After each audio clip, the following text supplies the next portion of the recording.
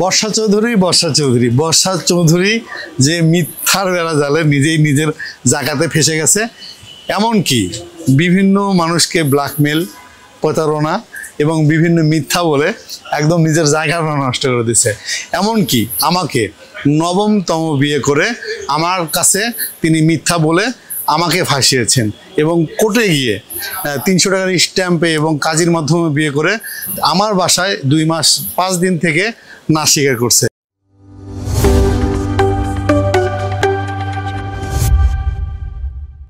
এবং হেলেনা জাহাঙ্গীর এবং রাসেল মিয়ার নামে একটা মামলা করেছে এবং সেখানে বলছে তার থেকে নাকি লক্ষ লক্ষ টাকা আমরা হাতিয়ে নিয়েছি।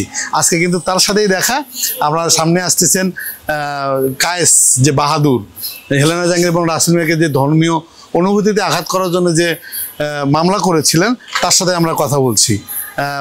আমরা তার সাথে জানতে চাই আসলে রাসেল মিয়া হেলেনা জাহাঙ্গীরের মামলা এবং আমরা কি বর্ষা চৌধুরীর থেকে লাখ টাকা নিয়েছি কিনা, এবং আপনাদেরকে এটাও জানাবো যে আমরা কিন্তু অলরেডি বিকাশের যে ট্রানজ্যাকশন সেটা কিন্তু বের করছি। উনি বলছে বিকাশে নাকি তাতে হাজার হাজার টাকা নিয়েছি। আজকে বাহাদুরের সাথে আমি আসলে কথা বলবো।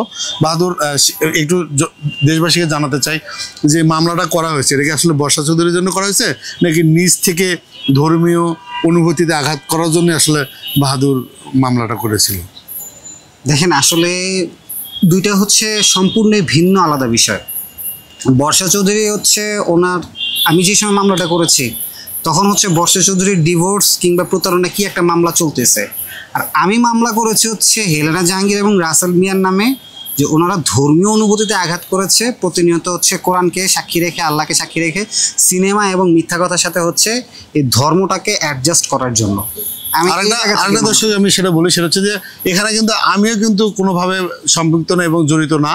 সেখানে হচ্ছে যে ওনাই বলছিল যে তাদের ঠিকানা এবং হচ্ছে যে যেহেতু বর্ষা চৌধুরী অনেকগুলো মামলা করছে রাসেল মিয়ার নামে, সেখান থেকে কিন্তু ঠিকানা নেওয়ার জন্য, এবং আমি একজন মুসলমান, আমার কাছে মনে হয়েছে যে এই গল্পটা যেহেতু আমি জানি আমাকে এই জন্য কিন্তু সাক্ষী বানানো হয়েছে। কিন্তু মিথ্যাচার করে যদি বর্ষা চৌধুরী টাকা দেয় আমাদের, তাহলে তো এই মামলা বর্ষা চৌধুরী করাইছে। আসলে কিন্তু তা না। আজকে বাহাদুরের সামনে আছি এবং বাহাদুর কিন্তু নিজেই বলছে যে না, ধর্মীয় অনুভূতিতে আঘাত এবং অজু করে সিনেমা দেখা যাবে, এই কথার জন্য কিন্তু আসলে বাহাদুর এই মামলাটা করেছিলেন।